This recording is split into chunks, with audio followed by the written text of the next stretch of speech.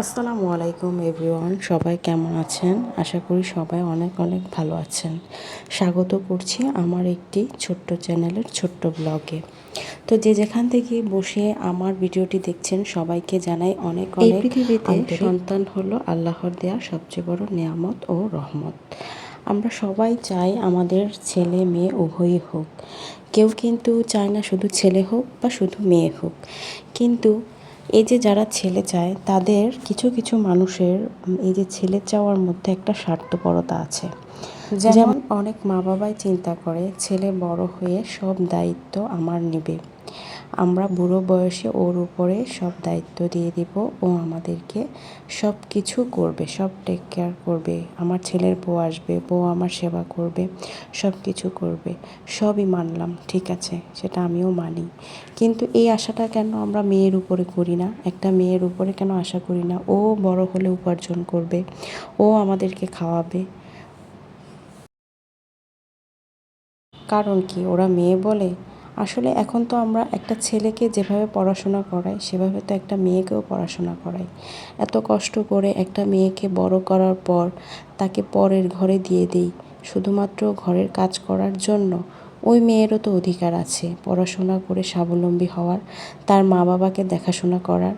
তাহলে একটা মেয়ে কেন পারে না? আমাদের সমাজে কেন এত দায়বদ্ধতা? আমাদের সমাজে কেন মেয়েদেরকে এখনও এত ছোট করে দেখা হয়? এখন তো মেয়েরা অনেক এগিয়ে গিয়েছে, একটা ছেলের তুলনায় একটা মেয়ে এখন অনেক এগিয়ে গিয়েছে শুধুমাত্র তার মা বাবার কারণে।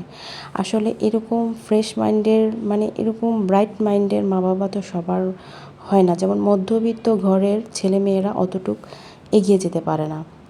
যেমন মধ্যবিত্ত ঘরের একটা মেয়ে যদি রাত 10টার পরে বাহিরে থাকে কোনো একটা কারণে, একটা কোচিংয়ের কারণে, একটা টিউশনির কারণে, দেখা যাবে ওই সমাজ ওই মেয়ের মা বাবাকে ভালো চোখে দেখবে না।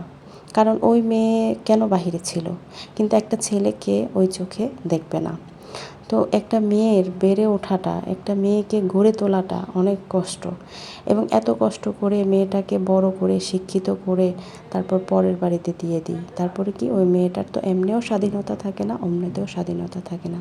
হ্যাঁ, হাজব্যান্ড ভালো হলে অবশ্যই সে চাকরি করে খেতে পারে, কিন্তু দেখা যাবে কি মেয়ে যদি চাকরি করে তাহলে ওই মেয়ের শ্বশুরবাড়ির লোক বলবে কি, এই মেয়ে তো অনেক চালাক, পিছনে পিছনে অনেক কথা বলবে। মাস শেষে যখন টাকা পাবে তখন ভালো লাগবে, যখন তাদেরকে খুশি রাখতে পারবে, যতক্ষণ খুশি রাখতে পারবে ততক্ষণ ওনাদের ভালো লাগবে। টাকা দিতে না পারলে তখন ওই বউ ভালো হবে না। আর একটা ছেলের ক্ষেত্রে একটা ছেলে ততক্ষণই তার মা বাবার কাছে ভালো থাকে যতক্ষণ ওই ছেলেটা তার মা বাবাকে করতে পারে। ওই ছেলেটা যদি বিয়ে করে ফেলে তখন হয়ে যায় মা বাবার চোখের শত্রু। সে কেন বিয়ে করলো? একটা মা বাবা চায়, সবাই চায় না, কিছু কিছু মা বাবা চায় যে ওই ছেলে সারা জীবন ইনকাম করবে, সারা জীবন ওই ছেলের ইনকাম খাবে।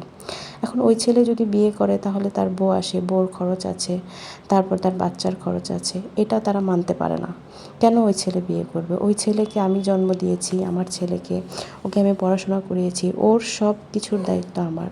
ওকে আমি এত কিছু করে বড় করলাম অন্যের মেয়েকে খাওয়ানোর জন্য? আর এই কথাগুলো মুখ ফুটে বলতে পারে ওই ছেলের সামনে যে ছেলে চুপ করে থাকে, অন্যায় দেখলে অন্যায়ের প্রতিবাদ করে না। আর যে ছেলে প্রতিবাদ করে তাকে কিছু বলতে পারে না। বিশেষ করে এগুলো বলতে পারে যে ছেলে নিজের পছন্দে বিয়ে করে। আর যে ছেলের জন্য ওনারা নিজে পছন্দ করে বউ আনবেন, সেই বউকে তো ওনাদের অনেক ভালো লাগবে, মুখ ফুটে কিছু বলবে না, মনে মনে হিংসে করবে। তো যাই হোক, এটা হচ্ছে একজন ছেলের মার প্রতিক্রিয়া। সব ছেলের মা নয়, কিছু কিছু বস্তি মার্কা মহিলা আছে যেগুলো ছেলের বউকে সহ্য করতে পারে না। ওদের জন্য সব বস্তি মার্কা মহিলারাই বউর সাথে লেগে থাকে দেখেই দুনিয়াতেও শান্তি পায় না, আখেরাতেও আল্লাহ তাদের জন্য রেখেছে অনেক অনেক শাস্তি। এটাই হচ্ছে একজন ছেলের মা বাবা এবং মেয়ের মা বাবার মধ্যে পার্থক্য। মেয়ের কাছ থেকে কেউ কোনো কিছু আশা করে না, আর ছেলের কাছ থেকে সবাই অনেক কিছুই আশা করে। আর এটা হচ্ছে আমাদের সমাজের নিয়ম, আর এই সমাজের নিয়মে ছেলে এবং মেয়ে উভয়ই জড়িত। পাচ্ছ না? রবিস কিউ বলতে পারো না? তুমি পচা বেবি। আমার ছোট্ট বেবির জন্য মাশাআল্লাহ বলে যাবেন। আল্লাহ হাফেজ।